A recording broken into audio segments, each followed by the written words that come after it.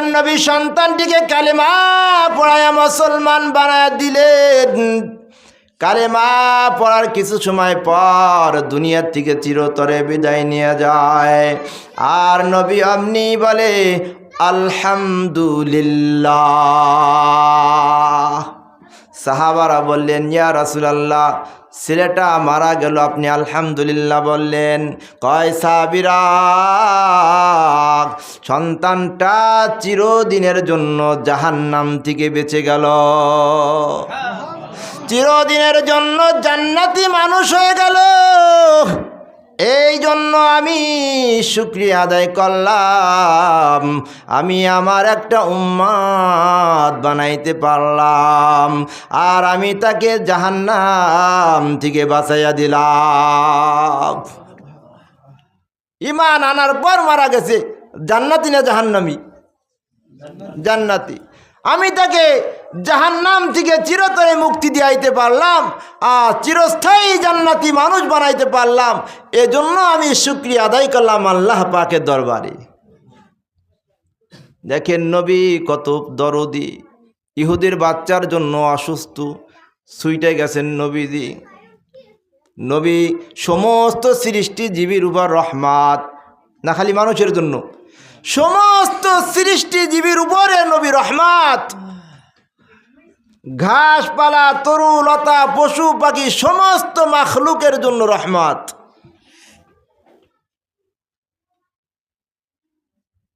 আর কত নাস্তিকের বাচ্চারা নবীকে নিয়ে কটূক্তি করে, মুসলমান তার জবাব দিতেও ভয় পায়। হ্যাঁ, আর আমরা মনে করতেছি, হ্যাঁ আমি তো নামাজ পড়তেছি, আমি তো সুবহানাল্লাহ সুবহানাল্লাহ 100 বার পড়তেছি, আলহামদুলিল্লাহ পড়তেছি, আমি তো ফার্স্ট ক্লাসের যাত্রী জান্নাতের। থুতমা ছুড়েই ফেলাবে মরার পরে। হ্যাঁ, জান্নাত, জান্নাত কি মাম বাড়ির দোহত্তরিনি? এত সহজ না, আবার বেশি কঠিনও না। আল্লাহ বলে, বান্দা আমার ভয় দিলে ঢুকা, নবীর সুন্নাত দিলে ঢুকা, সহজে জান্নাত পেয়ে যাবি।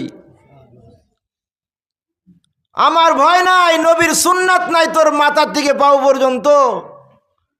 আমি পুরুষের জন্য দিছি দাড়ি, আর ওরা দাড়ি কাইটা শেভ করে মহিলা সাজে। হ্যাঁ, নবী আমার বলে, উম্মাত দাড়িতে খুর লাগাও, আর দাড়ি পেঁয়াজের গোয়ার মতো রাখো। তুমি তো লাগাইতেছ দাড়িতে, আমি দেখতেছি আমার লাগতেছে কলবে, দেলে লাগতেছে। নবীকে কষ্ট দিয়া জান্নাতে যাবা এত সহজ নাকি? এত সহজ? নবী বলে, উম্মাত আমার সুন্নতে রঙ্গিল হও, আমার সুন্নত নিয়ে কবরে আয়, আমি নবী আমার শাফাত কামিলাই গে যাবে। আমার সুন্নাত তোর দেহের ভিতরে বসা, মাথায় টুপি উঠা, মুখে দাড়ি লাগা, দাড়ি উঠা, দাড়ি ছাটিস না কাটিস না, ওইভাবে যতটুকু রাখার সুন্নাত ততটুকু রাখ, তার কম করিস না। লম্বা জামা গাই দে, না দিয়ে উপায় নাই। এমন একদিন তোর গাই দিতে হবে, প্যাকেট কইরা দিবে, ওই দিন গাই দিলে কাজ হবে না। কাজ হওয়ার আগে তোরা লম্বা জামা গাই দি। হ্যাঁ, সাদা কাপড় তো একদিন পরতেই হবে, তার আগে আমাদের পড়তে হবে। কি বলেন, ঠিক কি ঠিক না? প্যাকেট হওয়ার আগে। আল্লাহ তাই বলেন, ইন্না বাতশা রাব্বিকা লাশাদীদ। হে বান্দা, আমার ধরা কিন্তু শক্ত ধরা। আমার ধরার আগে আমার কাছে আত্মসমর্পণ কর, আমার কাছে ধরা দে। আমি ধরার পরে ধরা দিলে আর কাজ হবে না। আল্লাহর কাছে আত্মসমর্পণ করার উদ্দেশ্য এটাই যে আমি পিছনে যত অন্যায় করেছি, অপরাধ করেছি, গুনাহ করেছি, এই গুনাহ থেকে আল্লাহর কাছে ইস্তেগফার পড়া, আল্লাহর কাছে তওবা করা। আয় আল্লাহ, পিছনে যা করছি সব মাটিতে ধুইলাম, আর সামনের জিন্দেগি ভবিষ্যতে আমি তোমার বিধান, তোমার নবীর তরিকা অনুযায়ী আমি চলব। আল্লাহ কয়, যখন বান্দা গুনার কথা স্মরণ করে আমার কাছে আত্মসমর্পণ করে, আমি আল্লাহ রব্বুল আলামিন তাকে মাফ করে দেই। হ্যাঁ, তাকে মাফ করে দেই।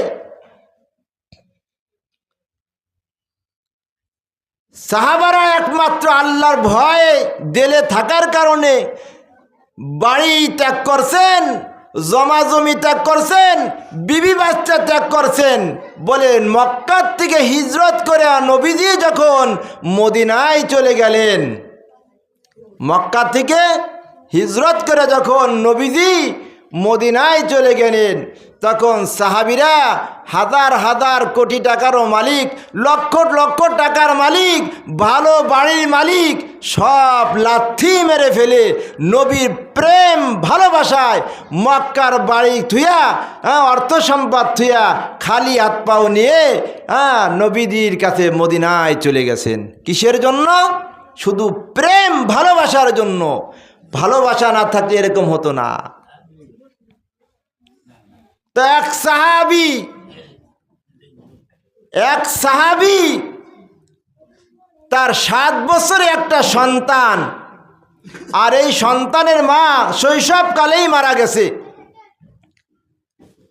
মায়ের ভালোবাসা সন্তানে বেশি দিন ভোগ করতে পারে নাই। সন্তানের বয়স যখন 7 বছর হলো, ওই সন্তানের বাবার সাথে হিজরত করে পলায়া মক্কা থেকে মদিনায় চলে গেলেন। মদিনায় পৌঁছেইছেন, ইতিমধ্যেই জিহাদের ডাক এসে গেছে। সাহাবী কি করলেন? দেখতেছেন কাফেরের সাথে লড়াই করার জন্য, আল্লাহর দেওয়া জমিনে আল্লাহর দ্বীনকে প্রতিষ্ঠাতা করার জন্য কাফেলা অস্ত্র শস্ত্র নিয়ে জিহাদের দিকে রওনা। ওই সাহাবী মক্কার থেকে হিজরত করে যে মদিনায় গেল 7 বছরের সন্তানকে সঙ্গে নিয়ে, ওই সন্তানকে ওখানেই রেখে তিনিও কাফেলার ভিতরে ঢুকে পড়লেন। বলেন সুবহানাল্লাহ। একটু ভাবলেন না, 7 বছরের সন্তানটা নাই, মা মদিনায় কাউকে চেনে না, এই সন্তানটাকে কে দেখাশোনা করবে, কে এর লালন পালন করবে? আমি তো এর কমপক্ষে কারো হাতে দিয়ে দেয়, তাও দেন নাই। ওই রাস্তায় ওখানে তুই কাফেলার ভিতরে ঢুকে জিহাদের ময়দানে চলে গেছেন। আমি আপনি এলি পারতাম না? হ্যাঁ,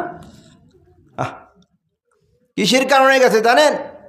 দিলের ভিতর আমার আল্লাহর ভয়, দিলের ভিতর আমার নবীর প্রেম ভালোবাসা।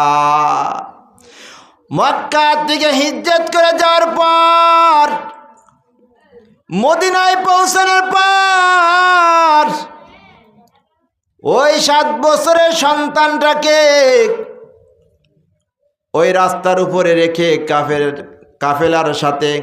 কাফেরের সাথে লড়াই করার জন্য জিহাদের ময়দানে চলে যায়।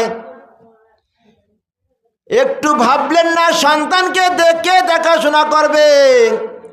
আল্লাহকে আস্তে, আল্লাহর আস্তে সন্তানকে রেখে চলে যায়। এবার যুদ্ধের ময়দানে কাফেরের সাথে লড়াই চলতেছে। এক পর্যায়ে আল্লাহর বান্দা ওই সাহাবী শহীদ হয়ে গেছেন। যখন যুদ্ধের ময়দান শেষ হয়ে গেল, কাফেররা ময়দান থেকে ভাগিয়া গেল, যুদ্ধ যখন সমাপ্ত হয়ে গেল, তখন কাফেলা মদিনার দিকে আসবে। বাড়িতে সংবাদ পৌঁছেই গেল, সাহাবীরা যুদ্ধের ময়দান থেকে বাড়ির দিকে আসতেছে। ছোট্ট ছোট বাচ্চারা, পরিবারের লোকজন যারা বাড়িতে ছিল, তারা স্বাগতম জানানোর জন্য রাস্তায় বাইর হয়ে গেছে। কেউই বলতেছে আমার বাবা যুদ্ধের ময়দান থেকে বাড়িতে আসবে, আমার বড় ভাই বাড়িতে আসবে, কেই বলতেছে আমার স্বামী আসবে। বন্ধুরা আমার, আস্তে আস্তে সকলের সন্তানকে কোলে নিয়ে চুমো খায়, ভালোবাসা দেয়, আর বাড়ির ভিতরে প্রবেশ করে বাড়ির ভিতরে ঢোকে। এক এক করতে করতে সকল সাহাবীরা বাড়ির ভিতরে প্রবেশ করলো। কিন্তু এই 7 বছরের সন্তানটাকে কেউ কোলে নেয় না, কেউ একটু জিগায়ও না। নবী ব্যতীত আর কেউ আর ওই পথে নাই, সবাই বাড়ির ভিতরে ঢুকে গেছে।